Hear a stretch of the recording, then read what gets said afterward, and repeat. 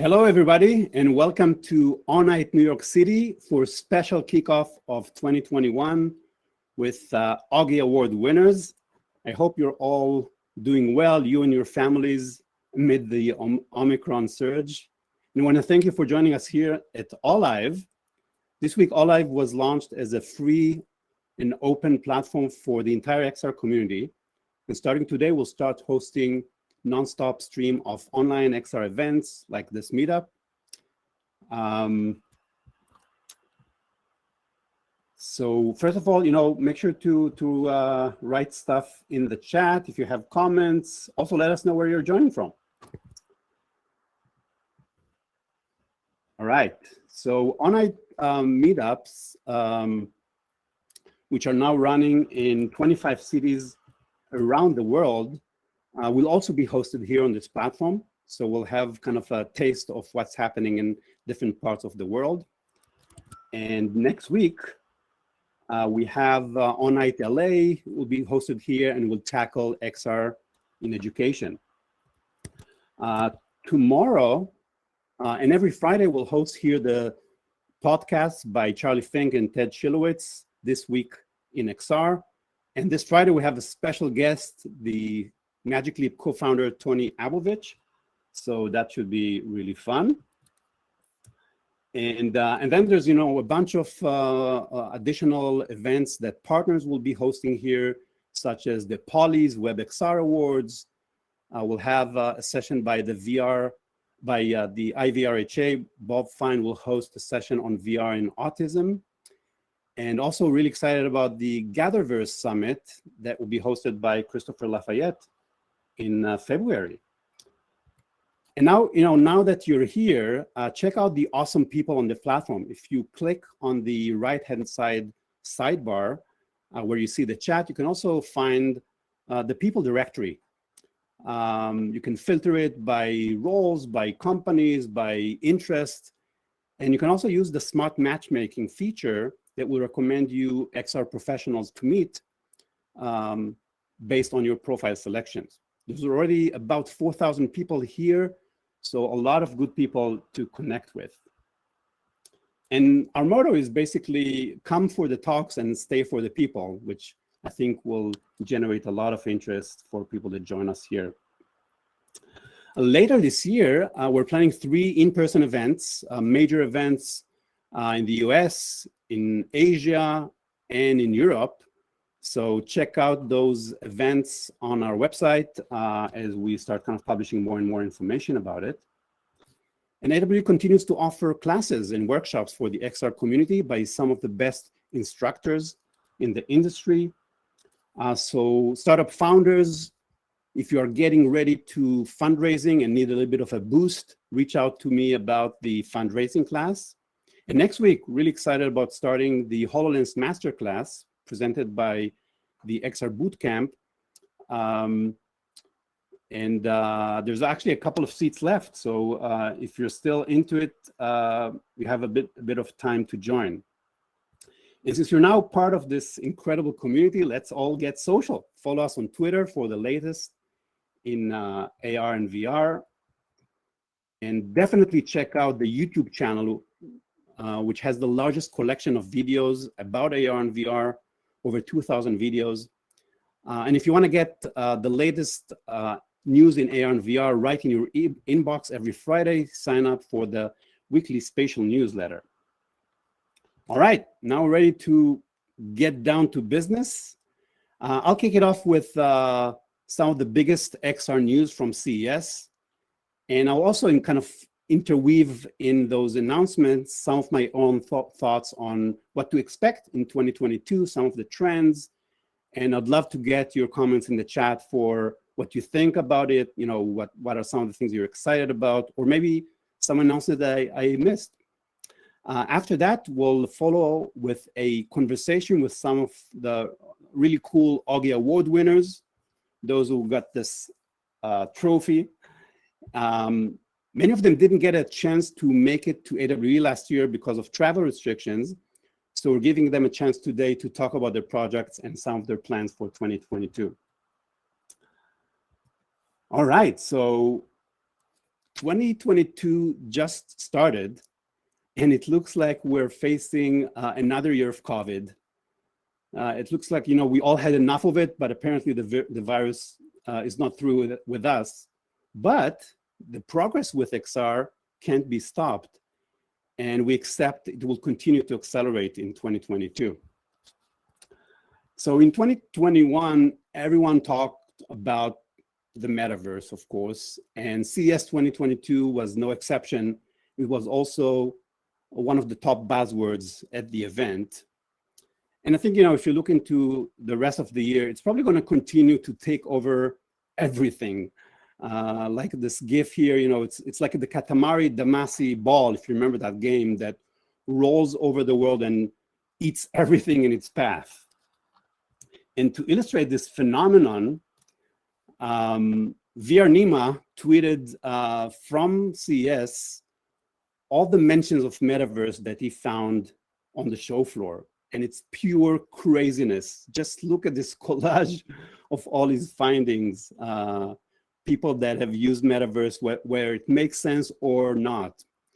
Nima wrote something really funny, and I wanted to kind of quote it here. He said, "I still had no idea what exactly the metaverse meant, but one trip to CES made it super clear to me.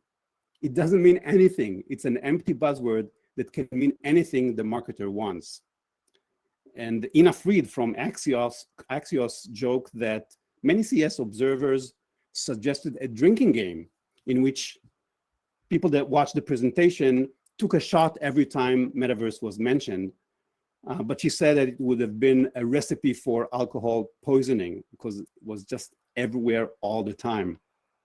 My personal hope is the metaverse surge will reach a peak this year, at which point every single person on Earth would have heard about it, but then start subsiding a little bit to give a little bit of a break so we can all really go back to work on the important things. Because, so far, it feels like it sucks the air out of every conversation about AR and VR, which is good and bad. I mean, obviously, it gave the highest level of awareness we've ever seen to what we do.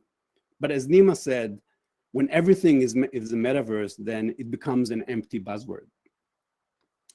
All right, now let's dig into what's on every startup's mind, and that's investments. So 2021 was a record year for investments, and I expect 2022 to break the record once again. And when you look at kind of the big tech race to take a lead in the next wave of computing in the metaverse, you can see, each company has a different flavor, a different stake in it. And I expect that this will drive a flurry of acquisitions of startups from across the ecosystem based on the matches for each of these big tech companies. And with XR finally maturing and finding markets, a lot of these startups that have been kind of battling low awareness and small markets that lasted for 6, 7, sometimes even 10 years, now are seeing finally those markets. I expect the deal sizes to get higher than we've seen before. And we'll get back to this Brady Bunch in a bit. All right, so what was the biggest news of the year? Well, it wasn't announced at CES. So what are your best guesses? What is it going to be? I think it's the question on everybody's mind. And the big question is whether Apple will actually release a first headset this year. And what will it look like? That would easily be the biggest news of the year, maybe even the decade, because we've seen Apple can actually move markets and change perception across the board. But I have to say there is a rumor about which rumors will actually turn to be correct. So we'll definitely see those rumors accelerating as we get closer to September or October, the time of the perceived announcement. Here's the thing, in anticipation to this momentous event, it looks like a lot of companies are trying to preempt Apple. And many of them are releasing smart glasses and VR headsets, which are geared for consumers. Some have already made big announcements at CES. So here are some examples. Third Eye which is known for its enterprise smart glasses, introduced the Razer MR glasses that look pretty cool, something that you could definitely see consumers wearing. Sony gave more details about its PlayStation VR 2, a new VR headset for the PS5 with much better specs, which are no doubt will continue to be the VR headset of choice for PlayStation fans. Vuzix, which has released a bunch of enterprise-oriented smart glasses in the past, released these cool-looking glasses, also geared for the enterprises, but I can definitely see myself wearing that as a consumer. Interestingly, another company, display company called TCL from China, introduced new smart glasses, again, for the consumers. I believe they call it the Next Wear Air, a bit of a mouthful, but the logic makes sense. I mean, if people may stop using physical displays, TCL wants to make sure that they have a stake in it and they have smart glasses that people would use instead of those displays. The last thing here on the slide is Panasonic, which showed off their steampunk-looking VR glasses by its subsidiary, Shiftfall Meganex. And I just want to say for the record that I have predicted these glasses back in 2010. Look at those glasses I'm wearing. It's exactly the same.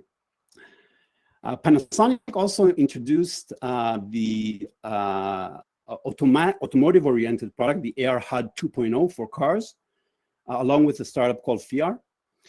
And it has a patented eye tracking system, so kind of more advanced than some of the other HUDs that we've seen out there. And amazingly, as if we are already bored with smart glasses and ready to move on to the next form factor, smart contact lenses are making news. Mojo Vision, the developer of Hololens, the AR smart glass contact lenses, announced a 45 million raise and strategic partnerships with leading sports and fitness brands such as Adidas. And here's what they say. They say that this is intended to collaborate on next generation user experiences that combine AR, wearable technology, and personal performance data.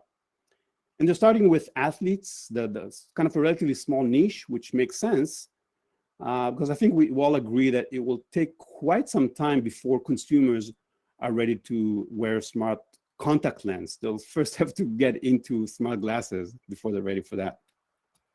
All right, what other news are coming from CES? Qualcomm, which is one of the king of mobile chips, especially for XR, have announced a partnership with Microsoft. Now that Apple is making its own chips, they want to strengthen their position. So they're working hard with some of the other players to ensure that they use their own chips.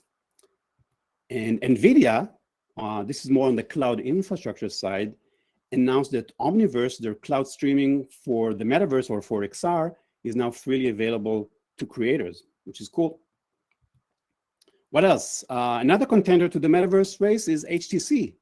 They unveiled 3 VR products at CES this year. First is a wrist tracker device, $129 device, so relatively cheap, that connects with the inside-out tracking for the Vive Focus 3. I can already imagine how this will be attached not just to different body parts, but also to different objects as a way to track experiences, like making swords from everyday objects and things like that. Another thing HTC launched is a wireless VR experience to help connect VR to PCs without the cable. And it's using a private 5G and edge computing in partnership with Lumen Technologies. Finally, HTC also launched a new set of content for health in partnership with XR Health and Mind VR. All right, now let's move on to haptics. What happened in the haptics arena at CES? Well, first I want to thank Tony Vitello, AKA Scared Ghost, who uncovered some cool products that were not so much mentioned in the press, like this one, the OWO Vest, a haptics t-shirt, very lightweight, that contains a bunch of electrodes that provide different kinds of sensations. And Haptics, who at AWE last year introduced amazing tracking gloves and won the best in show, at CES they announced a new set of gloves called the Tact Glove. These are, again, a pair of very lightweight haptic gloves that look like regular gloves made out of fabric. And they're not meant for tracking, they're meant for providing you feelings. So they're equipped with LRA vibrational motors on the fingertips to give you different sensations. Another underreported product announcement that Tony uncovered is Unlink Vr, another solution for streaming VR content from PC to your headset of choice using laser beams. And that's another way to cut the cord for high-end VR. Tony also gave the unofficial prize for the weirdest XR gadget that he saw at CES. And the winner is Mutak by Shiftal. That's a VR accessory that's meant to help you have better voice communication in social VR spaces, especially when you're in a crowded space and you don't want the noise to bleed into it. So the purpose kind of makes sense, but look at this device. Would you wear it? All right, just kind of looking at overall attendance of XR companies at CES, I counted about 150 XR companies that exhibited at CES this year. It's not a record number. I believe in 2020, there were over 200 XR companies, but this is a quite substantial number for a pandemic year. And what's interesting is that about a quarter of these companies were completely new names to me. And that's pointing to the fact that many new people are jumping on the metaverse bandwagon. All right, let's go back to the big tech contenders for the metaverse future. Of course, they will continue to redefine what it means in their own image.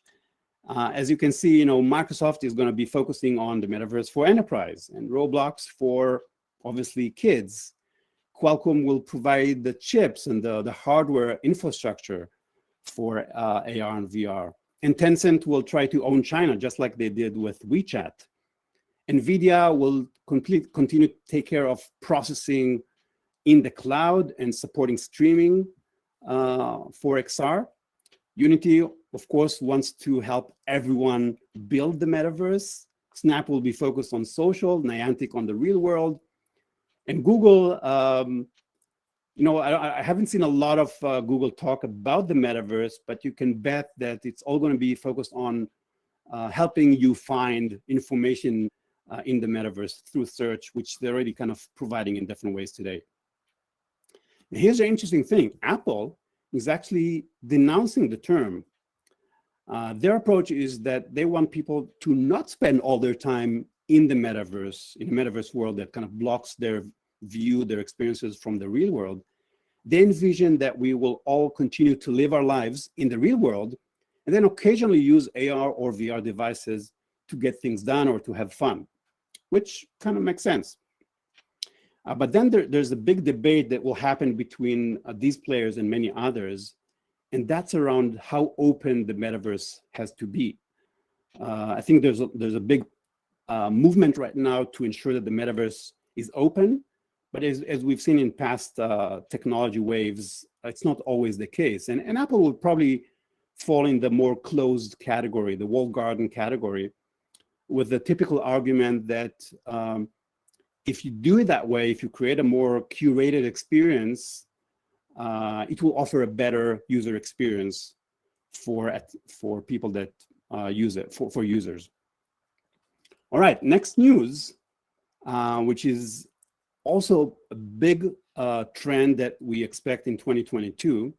It's not from a big tech company, but from a big four accounting firm. PwC made a move into the metaverse. They purchased digital land in Sandbox. It's not a lot of money. I mean, they just spent $10,000 worth of land, but it's definitely making a stand in this industry. And I'm sure that this is a sign of more to come this year. For me, it's a little weird or scary or whatever you want to call it that, you know, financial institutions are now so hot on the metaverse. And I think it's because they perceive the metaverse as a new way to store wealth. And I'm gonna go ahead and call it the Mulaverse. Yes, you heard it here first. It's the new digital mattress, if you will, where you store all your money. You know, Mark Zuckerberg described the metaverse as the embodied internet, which a lot of people agree with. I think for capital markets, it's viewed as embodied money. So we'll see how this trend goes. Speaking of money, let's talk again about startups, kind of to close the loop where we started.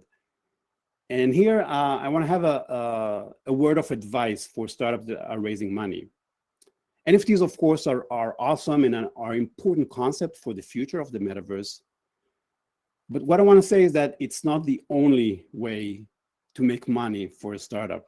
So my plea is to startup founders to think hard about different alternative business models for XR and the metaverse before they resort to this seemingly easy answer. So hopefully we won't see this in every single pitch this year. So that's all the time we have for CES and some of the 2022 trends. Would love again to see more of your comments in the chat and react to it. What are you excited about? Do you agree with some of these trends that I mentioned? And what did I miss? Okay, now I'm really excited to introduce the Auggie Awards winners with us today. So let me stop sharing. And as you may know, we held the 12th Auggie Awards in person in California last November. And we had some amazing winners who went home with this really cool trophy. But because of the pandemic, and again, some of the travel restrictions, not all of them were able to accept the award in person. So today, let's give them a stage to talk about their projects, thank their moms, and answer your questions in the chat. Also interested to hear about their plans for 2022. So our first Auggie Award winner in a category that is actually growing really, really fast, the best healthcare and wellness solution, is here with us all the way from Spain. Let's give it up for Luis Villarejo from Immersium Studio. Take it away, Luis. Hi, everyone. Thank you, Ori, for inviting us. We are Immersium Studio. We are a spin-off of the Open University of Catalonia, and we basically create immersive learning experiences. We mainly use interactive 360 video, and we have been doing this for quite a long time. Prior to creating Immersium Studio, we were applying this inside the university for teaching and learning experiences. And 4 years ago, we started this spin-off from the university. So we are a multidisciplinary team with people with different roles, which are always needed for creating this kind of experiences. And we accompany corporations and institutions in creating their next generation of immersive training experiences.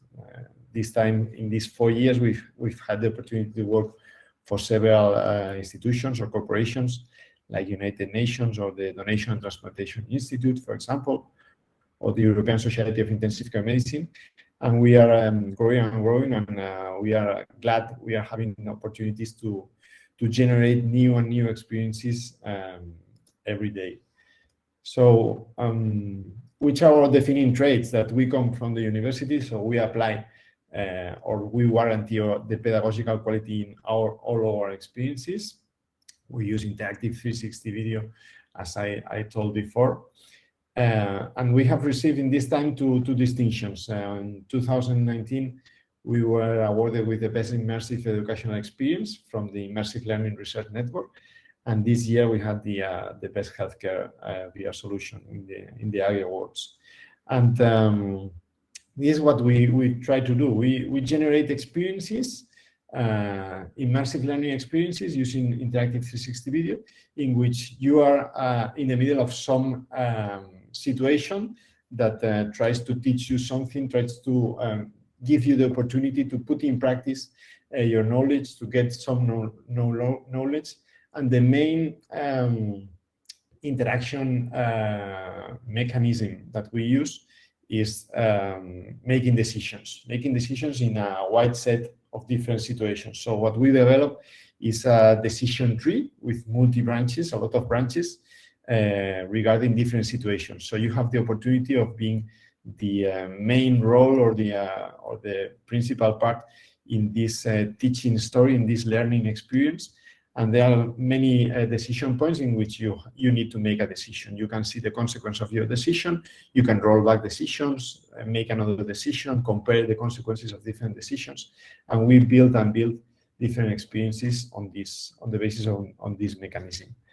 In our YouTube channel, you will be able to see a lot of videos with some of our experiences. But today I wanted to tell you about the experience which was awarded with the best healthcare solution. And is this experience, which is intensive care unit upskilling. This is a project that we designed together with the European Society of Intensive Care Medicine, and it was funded by the European Commission. And the goal was to provide training to European healthcare professionals all around Europe in intensive care units. This was designed in the middle of the pandemic, in the middle of the second wave of the pandemic, and there was a huge need of qualified personnel to give a hand inside the European ICUs. And the European Union and the European Society of Intensive Care Medicine decided to put up a learning program, in which a part of this learning program was decided to be an immersive learning experience. We always consider that the immersive learning should be part of a bigger learning program, in which we focus especially in those situations in which this media, immersive learning, provides higher added value.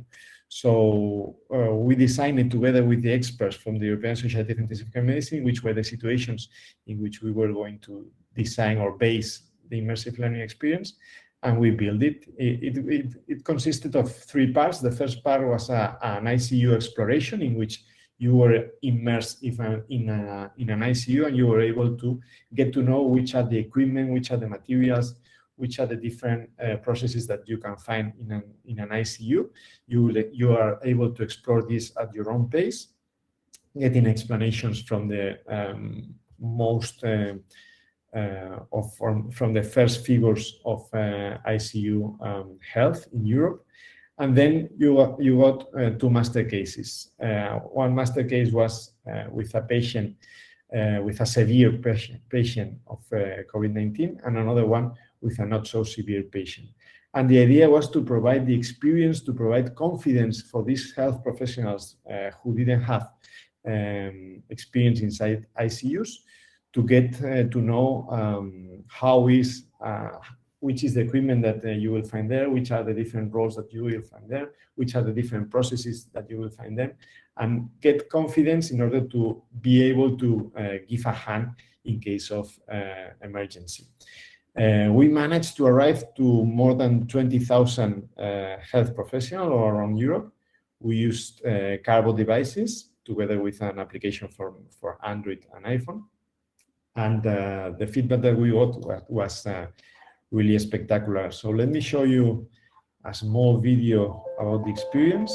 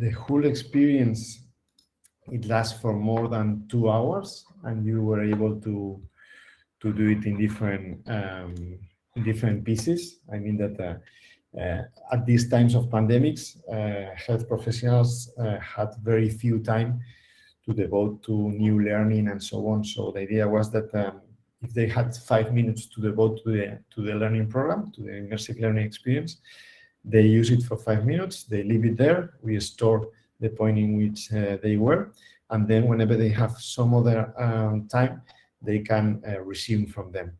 So we ship more than 20,000 cardboard glasses to different hospitals all around Europe. And once there, they took the cardboard glasses to their home, they installed the app in their phones, and they performed the learning program.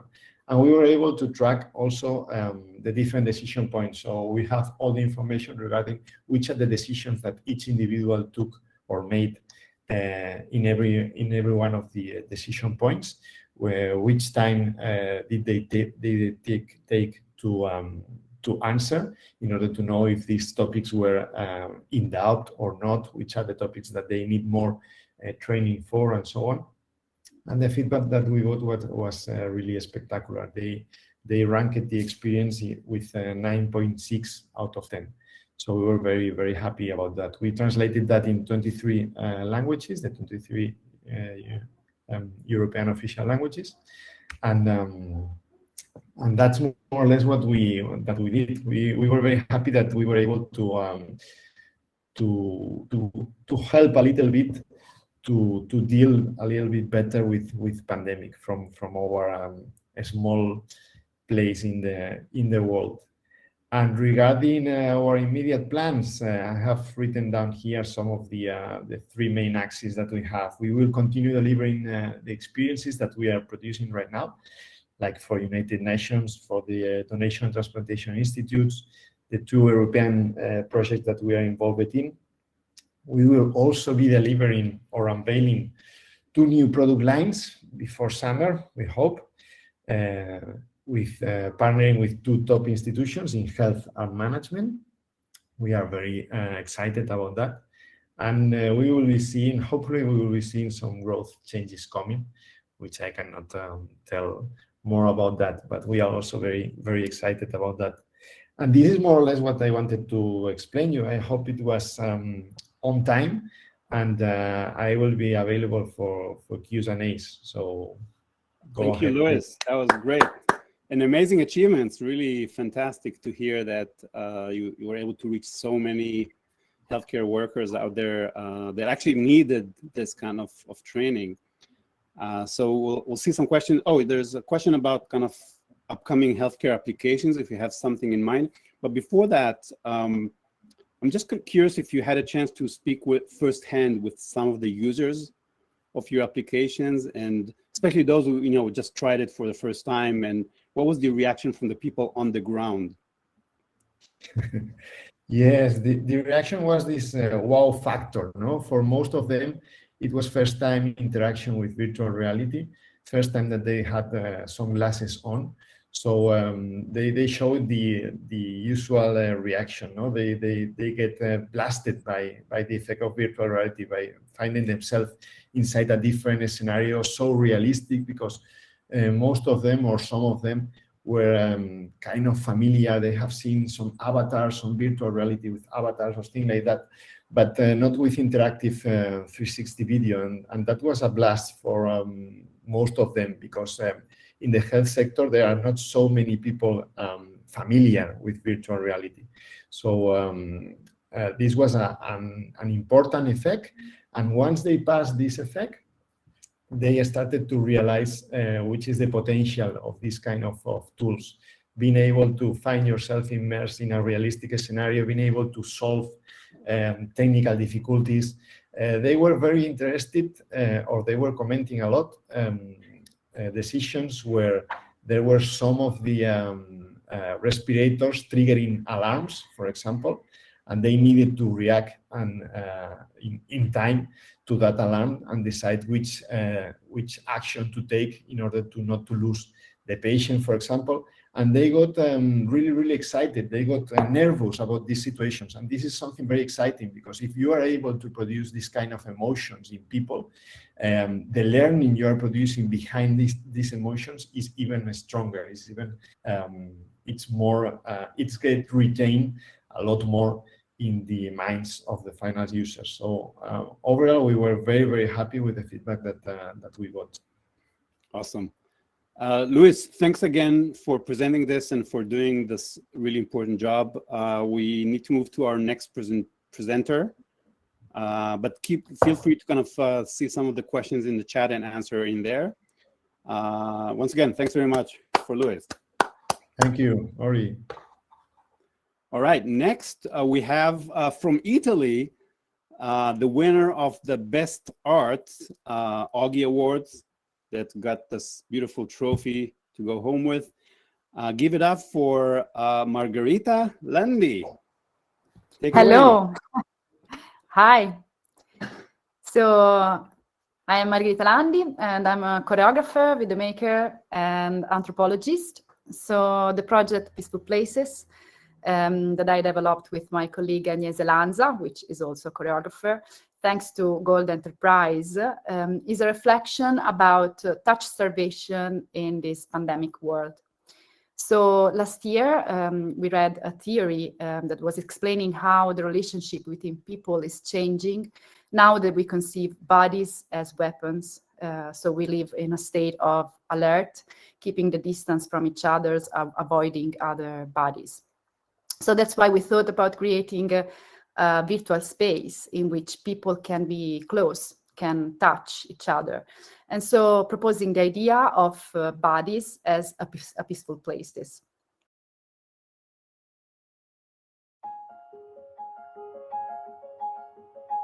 An experience of proximity and absence. 5 couples with real emotional bond, exploring their affective language, hugging. Not a video to watch, but a video to dance. Putting the headset on, you have the chance to join them.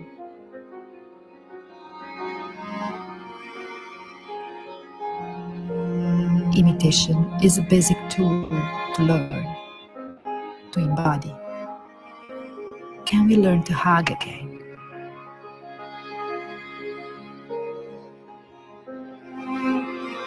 By following the video, the user will have a deep emotional experience and will generate a unique choreographic score. Nobody will do the same sequence of movement. Everybody can join.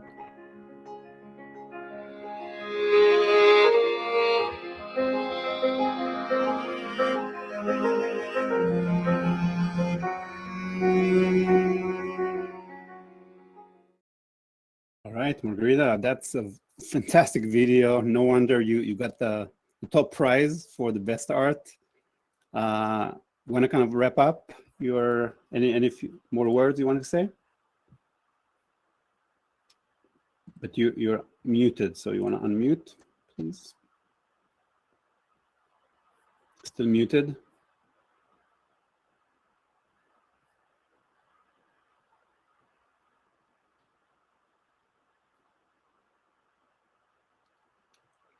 You see the unmute button, Margherita, on the top right? Okay. Yeah, right. Hello. So, as I was saying, we started this project with this thought about how to make an experience that can get people closer to each other. And so we took this example of the Uggs as to propose the idea as bodies as peaceful places, in contrast with this idea of bodies as weapons. So Peaceful Places is an installation that work as an hybrid of live performance and virtual experience. We generally do groups of 10, 20 people at the same time that dance together following the video. So it has an emotional impact for both, so for those who wear the headset, but also for the audience that are outside watching the group of people that are engaged in touching the void and reaching for bodies that are not there. So it is a participatory installation, but it generates a performance. And we made this format because we truly believe in the importance of keeping forms of collective fruition for VR. So it can become a social experience, especially when body and emotions are engaged. This is something that also Gold Enterprise is taking very seriously. It is creating here in Italy an amazing market for theater performance in VR, something that was not existing before. And now me and Agnese Lanza, we are taking over and moving the first steps to open a market in the dance world as well. So we want to disseminate the work as much as we can, because we believe the project has an important message. So if someone knows about venues or events in which the installation may be present, please contact us. And we are also developing a version of the work that can be seen remotely. And something I want to add is that we worked on a kind of user experience that was taken by the dance practice. So to involve people in the experience, we actually do a very short dance practice before the experience, and so that then people can move freely inside the video. And so we are very happy for this award. For us, it was a great honor. So thank you. Thank you, Margherita. Congratulations once again for winning this award. And we have a question from Justin. What are the most common question you get from people that are experiencing this work? Well, more than questions, we have a lot of reactions. I mean, people doesn't come out. Yes, they come out with some doubt about whether this virtual experience, it's more dealing with the absence of the body or more with the proximity. Because actually it creates this contrast, because inside the video you have these virtual people very close to you. So it has a double meaning. And some people experience more the sense of absence of the body. So sometimes people come out of the experience and want to hug a real body and needs a contact. Some people come out very satisfied with the sensation of cuddling and hugging. Very cool. I think we're running out of time, Margherita. So once again, thank you very much. People, if people want to contact you, what's the best way to contact you? I have a website, so people can contact me on my website, where I have all my contact there. What is the website? www.margheritalandi.it. Okay, fantastic. So once again, thank you, Margherita. Ladies and gentlemen, I'm really excited to introduce Justin, who is the Senior Product Manager for Google Maps Live View, also a winner of the Best Consumer App last year, to tell us more about the project, how it's going so far, and here's some of the plans for 2022. Take it away, Justin. Awesome. Thanks, Ori.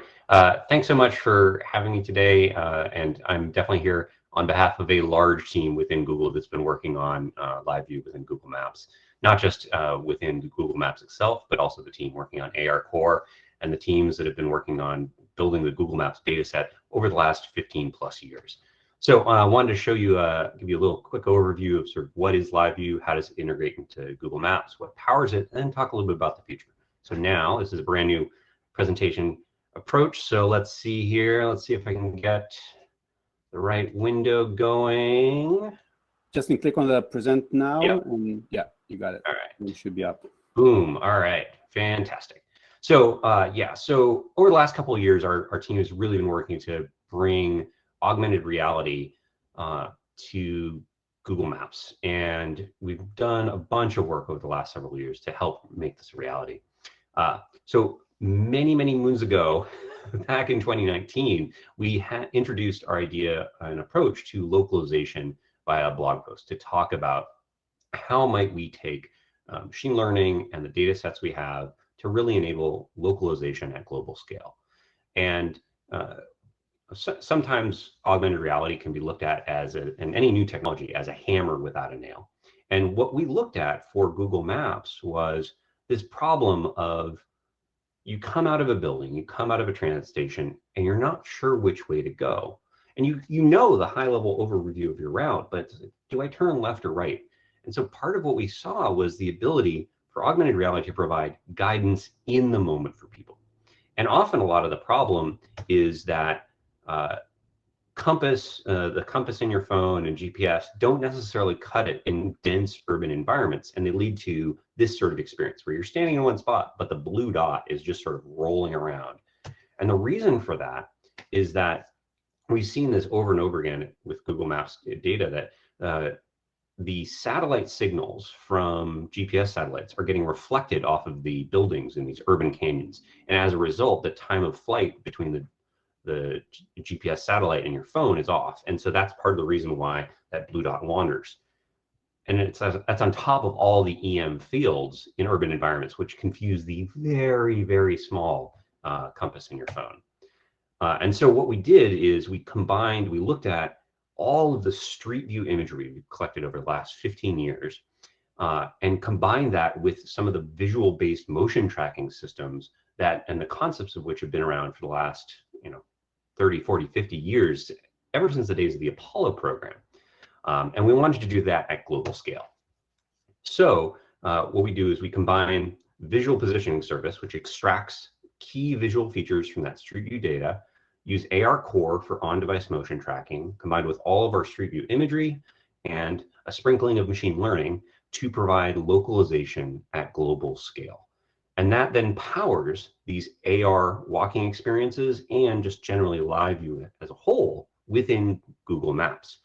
And so part of this is we have the systems that enable global localization at true global scale. So everywhere we have street view imagery, Live View works in over 80 countries. And we generate this localization data from billions of images we collected over the last 15 years through Street View. And we have systems that run through data and evaluate systems on a daily basis with tens, if not hundreds of millions of images. And we made tons of improvements over the last few years in terms of our overall localization training models, reducing end-to-end latency, cold cache queries, warm cache queries, and all that sort of good stuff. And we've been working on the consumer side of this experience as well, where we spent a lot of time with a lot of prototypes. We had over 120 UI prototypes that we built, trying to figure out how we could help people understand this blend between digital world and geospatial information in the live camera.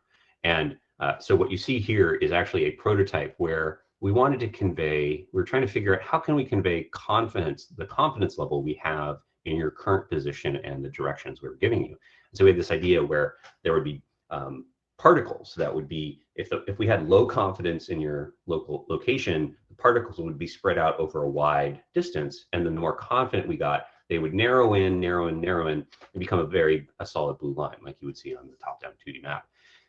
Problem is, we did some studies on this and tests, and people asked, why am I following trash?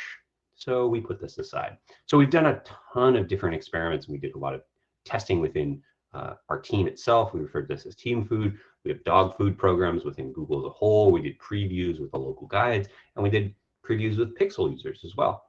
And so it's been this ongoing incremental effort to build and accrete knowledge and lessons learned so we can deliver a great experience to folks using augmented reality and live view.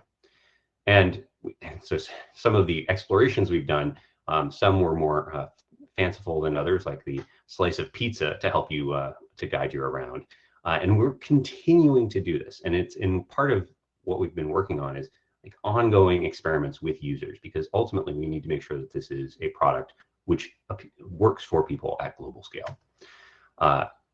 Now, we haven't stopped with the existing AR walking navigation and other capabilities. Recently, we expanding live view to provide indoor coverage, helping people navigate transit stations, malls, and airports. This is available today in both Zurich, Tokyo, and some parts of San Francisco, and we're going to have more locations coming soon. And it's not just bringing live view indoors and expanding coverage, but we also are planning in 2022 and beyond to expand the role and scope of live view in Google Maps. One, we can, as you see on the left, we're incorporating live view into more and more navigation journeys. So, hey, how do I get to the bus stop that I need to, where I'm going to pick up my bus? And bringing additional contextual information into live view, such as navigational landmarks. Here you can see Empire State Building, to help make the live view experience, this camera-based experience, a natural and intuitive part of helping people get around and explore the world, which, knock on wood, we'll all be able to do soon. And this is just the start. These are only the first steps on a long journey. Google Maps, we want to help people, and having that sort of egocentric perspective of camera-first experience of the digital environment. We've seen value for users, and we're already working on this at global scale, and we have tons of work to do. We've got a lot of ideas, and we're really excited about the future.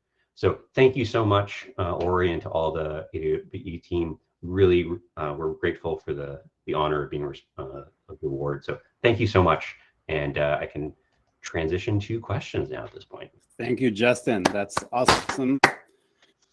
Actually, a lot of progress that we're seeing there.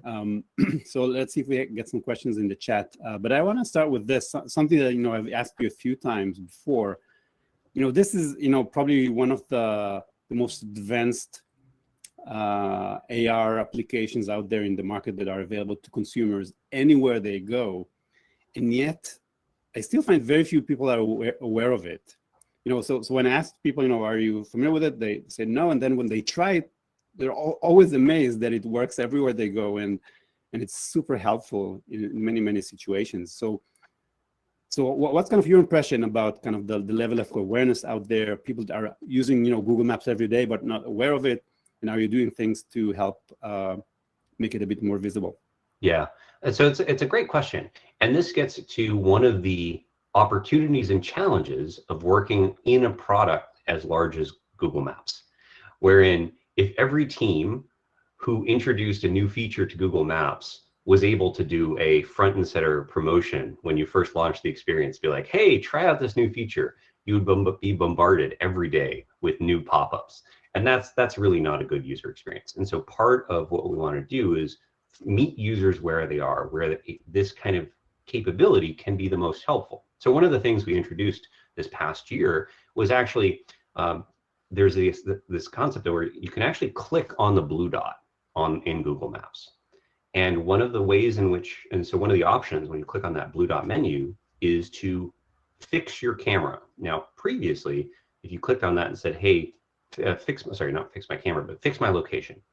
And what would happen is you would get an illustration of waving your phone in a figure 8 as a way to help calibrate the blue dot. Well, now we enable using live view to do that same thing. And so what we want to do is we want to be smart about how we introduce live view into existing user flows, and slowly, in a non-obnoxious fashion, introduce live view to folks. And in many cases, our research has shown a lot of folks who are using live view, this is their first exposure ever to smartphone-based augmented reality. And so we want to be very careful that we're doing we're giving them a good introduction, and we want to introduce smartphone AR for the entire market to these folks as a great first step. So we've been working on improved onboarding experiences, and you'll see more stuff on in that vein over the course of 2022. But yeah, it's a very delicate line. Like, you know, if I put on my like product manager hat, like I want to drive the numbers up, there are a number of growth hacks we could do within Google Maps. But ultimately, we see this as we want this to be a sustainable and valuable thing for people. So we don't want to burn them out with too many promos. It makes total sense. So we're still waiting for some more questions. People have been impressed by the presentation and the progress with the live view feature. Do you see a difference between like how many people are using it on Android versus iOS? Is there a difference, or pretty much similar across the board? That's a great question. It's important to us to make sure that Google Maps works well on all the various platforms.